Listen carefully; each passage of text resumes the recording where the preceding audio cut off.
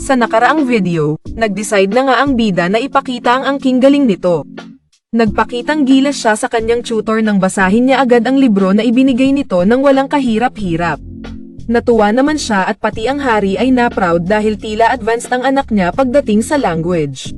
Sa tuwa nga nito, niregaluhan siya ng isang treasure chest na puno ng mga ginto at alahas. Sana all. Anyway, may hinahanap-hanap naman ang ating bida na sweets na hindi niya daw mahanap doon. At yun pala ay lasa ng Coke. 8 years old na nga ang ating bida at dahil tila nakuha niya na lalo ang tiwala ng hari, humingi ito ng pabor na pag-aralin siya ng alchemy. At dainailan nito na para daw makatulong sa kaharian kaya pumayag naman siya. Hindi lang isa, pero nabigyan siya ng 5 alchemists. Yun pala ay para lang maisakatuparan ang kagustuhan niyang malasahang muli ang soft drinks sa mundong yun. Hindi man sila natuwa nang malaman ang goal nito, nang malasahan nila ang final product. Natuwa sila at nag-trending nga ang Prince Errol's Carbonated Aid na parang Sprite. Nagtapos tayo nang ipakita ang isang lalaking tila hindi makapaniwala na ang batang prinsipe ang nakadevelop nito. Siya pala ang Lord ng Northern Territory na si Count Dement. Kinumpirma sa kanya na sa pamumuno ng batang prinsipe, na-develop ang trending na inumin na yun.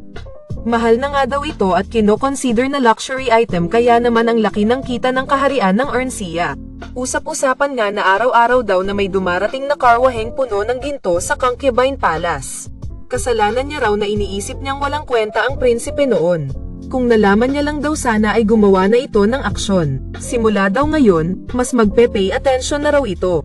Ipinakita naman sa sumunod na eksena ang 16-na-year-old na si Princess Kania habang nagso-sword training. This time, 10 years old na si Errol at pinuri nito ang kanyang half-sister. Nag-agree siya pati na ang bantay ni Kania na ang laki na daw ng improvement nito. Sa isip ni Errol, better na daw si Kania sa mga batang lalaki na kaedad niya. Tuwang-tuwa naman ang prinsesa dahil sa mga papuri nila. Nagpahinga muna ang prinsesa at pinagkwentuhan nila ng kapatid ang tungkol sa mga soft drinks na dinevelop nito at kung paano ito nakaapekto ng malaki sa finances ng buong Ernsea. Sadpat naman niyang, duty niya daw yun bilang prinsipe. Narinig din daw niyang, siya na ang perfect son kaya napaisip ito na siguro maraming naiinggit sa nanay niya na si Lady Livana. At totoo nga, hindi lang ito simpleng istorya ng pag-develop niya ng soda. Ipinakita ang nanay ng prinsipe na si Livana Einrest. Ang pamilya daw nito ay fallen na noble family. In charge lang sila sa maliit na teritoryo at namumuhay bilang mga commoners. At nang malaman niya daw ang problema ng pamilya ng kanyang ina, inentrust ng prinsipe ang pagdidistribute ng soft drinks niya sa Einrest family. At naging maganda daw ang resulta. Makikitang may bentang mabenta ito. Pinag-aagawan pa nga dahil nagkakaubusan at willing ang iba na bilhin ang soft drink ni Errol kahit 3 times mas mataas sa normal na presyo. Bukod doon, nag-develop din ito ng yogurt at MSG na nag-trending din. Bilang resulta, naging sobrang yaman na ng pamilya Einrest. Sabi naman ni Kania na isihan lang daw nito dahil ngayon, palagi na siyang kinukumpara sa kapatid. Inaya niya naman itong uminom ng soda at kumain ng waffle na merong syrup na gawa niya. At nyabang niya na madami na daw itong pera. Bigla namang may espada na muntik nang tumama sa kanya. Kay Kania pala ito na nagsabing, ang problema daw ng kapatid ay kahit na marami itong pera, hindi daw ito makapag-ehersisyo at hindi marunong humawak ng espada. Pero okay lang daw, dahil tuturuan naman siya nito. Nagpasalamat ang bida at sinabing okay lang daw siya. Hindi na daw niya kailangan ng swordsmanship ngayon. Bigla naman siyang sinugod nito at no choice siya ng eye training ni Kania. Alam daw nito ang pangarap at goal ng kapatid, ang pagnanais na bumuo ng isang pamilya na master ang swordsmanship dahil sa kanya. Marahil yun daw ang nagbibigay ng energy sa dating fragile girl na si Kania. Okay lang naman daw sigurong gamitin nito ang energy niya sa kapatid habang pinapractice ang swordsmanship nito.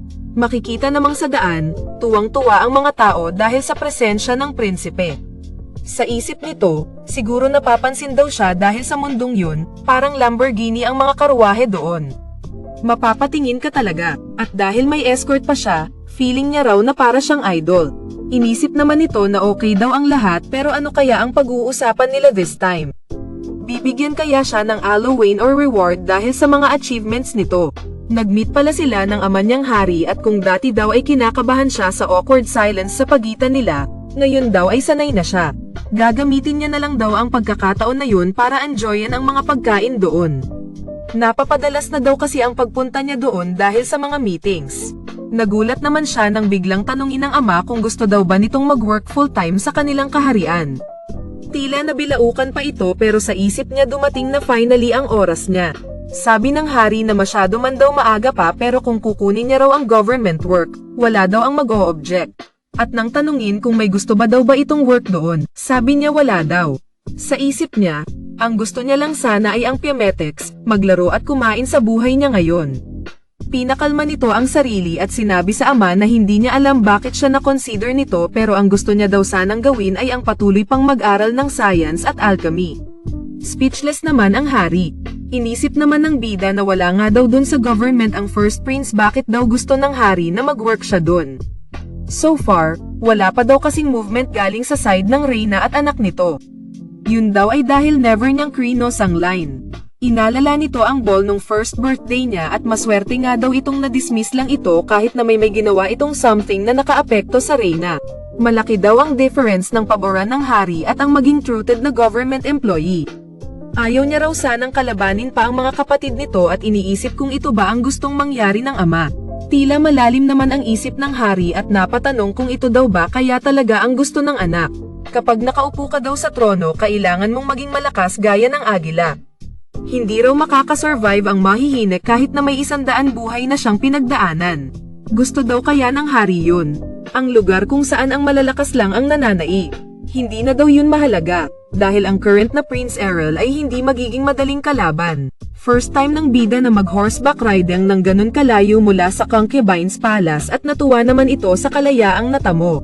Dahil sob-sob ito sa dami ng trabaho. Hindi niya raw akalaing magiging workaholic ito.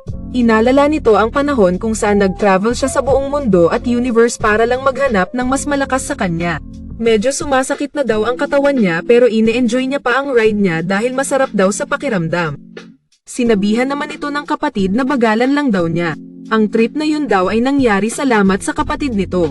Hindi naman makapaniwala si Kania na ang galing palang mag-horseback riding ng prinsipe. Sagot niya namang, matalino daw kasi siguro ang kabayo niya. Pero napatanong naman ito, bakit daw napakarami nilang escort sa trip na yun? At tila ang malalakas pang sundalo ang pinasama sa kanila. Well, sinabi niya naman daw na hindi nila kailangan ng ganun kadami pero biglang sabi ng prinsipe na syempre nga naman daw ang prinsesa ang kasama niya. Mas gusto niya sana na free lang sila pero safety comes first nga naman daw para sa kanyang kapatid. Napatigil naman ito at napatanong kung anong klaseng magic energy ang napapaloob sa lugar na yon.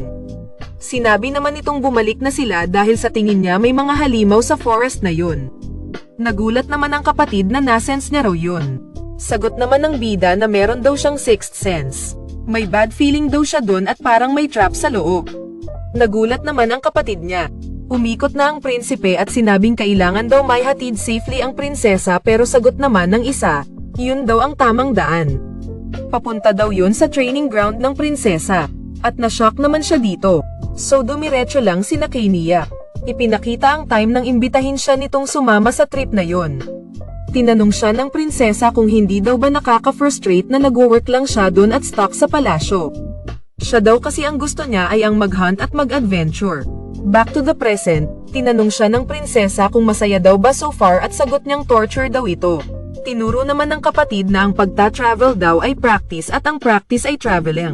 Syempre sasama daw ito kahit practice lang daw yun dahil may tiwala siya dito. Huwag daw siyang mag-alala dahil poprotektahan siya nito sa mga halimaw. At tila na-amaze naman si Errol sa kanya. May nag-report naman sa prinsesa na nandun na daw sila sa destinasyon. Ipinaliwanag ang operasyon nila. Ang ilan daw sa kanila ay ilulure ang mga halimaw sa isang side. Inexplain ni Errol na ang prinsesa ang magbe-breakthrough habang sila naman daw ang bahala sa ibang mga halimaw. Gagamitin daw nito efficiently ang oras at lakas nila para ma-maximize ang kakayahan ng prinsesa. Ipinakita namang meron daw 20 orcs sa lugar na yun at ang prinsesa ang nanguna sa pagpuksa sa kanila. Akala daw ng prinsipe na imposibleng matalo ng prinsesa ang mga orc dahil first practice niya ito pero nakakagulat daw ang lakas niya. Bukod sa kanyang sword skills, okay din daw ang kanyang composure. Ang umaapaw nitong lakas ng loob ang nagpa-overwhelm daw sa lahat. At nagpatuloy ang practice niya ng ilang araw. Kinagabihan, Tinanong naman ng bida kung hindi pa ba daw pagod ang kapatid nito at sagot niyang okay lang daw siya. Gusto niya pa nga daw sanang makipaglaban pa. Sabi naman niyang hindi raw maganda na i-overdo niya ito dahil nagkakamali daw tayo kapag off guard tayo. Inalala naman ito ang nakaraan niya. Ang mga pagkakamali niya ay ang nagbunga ng kanyang pagkamatay. Bigla namang sinabi ng prinsesa na ang sarap daw ng kinakain nila. Hindi ko alam kung Betamax ba yun. Ano sa tingin nyo? Comment down below. Napatanong naman si Errol kung bakit daw ba gustong-gusto ni Kania na maging malakas. Sabi niya na dahil prinsesa siya, kahit na gaano niya gamitin ang espada niya, wala daw matutuwa dahil doon. Marahil iniisip daw ng iba na isang face lang ito at mag-give up din siya sa future. Magpapakasal lang ito sa isang taong hindi niya kilala. Sa mundo kasing yun, normal ang political marriage.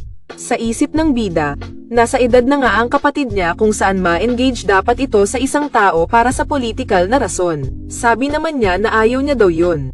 Gusto niyang mabuhay ng parang sa kapatid niyang si Errol, na ikinagulat nito.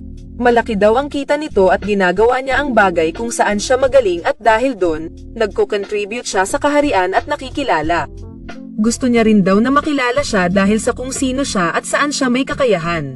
Gusto niya sanang mag-contribute sa Kenchester family dahil sa skills niya hindi lang dahil sa marriage. Disdaido daw siyang magpasya ng sarili niyang kapalaran. Sinuportahan naman siya ni Errol dito at sinabing masaya daw ang trip nila at masaya siyang sumama siya doon. Pero sa di kalayuan, may pinakita namang parang pakpak ng dragon na nasa ere. May kinalaman kaya ito sa next chapter. At samantala dito na muna nagtatapos ang ating kwento. Kung nagustuhan mo pa like, follow, subscribe na lang po ang ating video. Salamat po.